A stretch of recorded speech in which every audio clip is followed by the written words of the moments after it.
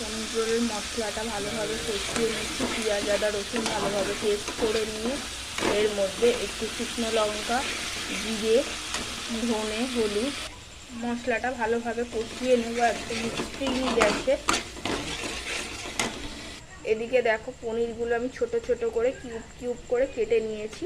পনির রোলের জন্য ময়দাও মেখে নিয়েছি।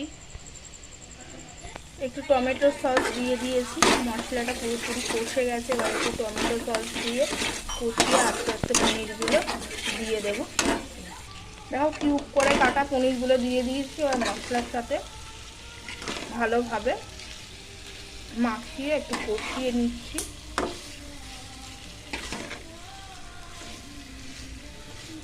কারণ পনির ভাজে না, যেটা পনির রোল করে সেটা ফ্রাই করলে ভাল লাগে না, তাই জন্য এবার তোমরা ফ্রাই করেও নিতে পারো, তোমরা ফ্রাই করতে পারো। আমার এটা পছন্দ না, তাই জন্য আমি ফ্রাই করিনি, এটা অপশনাল।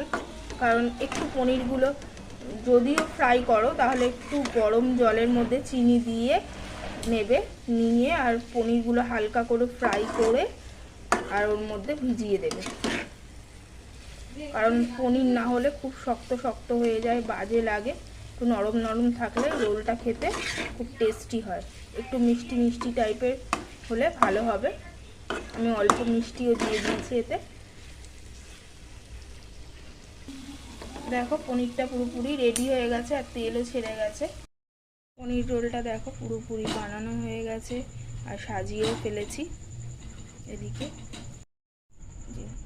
এগ রোলটাকে আমি পেঁয়াজ এই শসা দিয়ে দিয়েছি, কুচো কুচো পেঁয়াজ দিয়ে দিচ্ছি।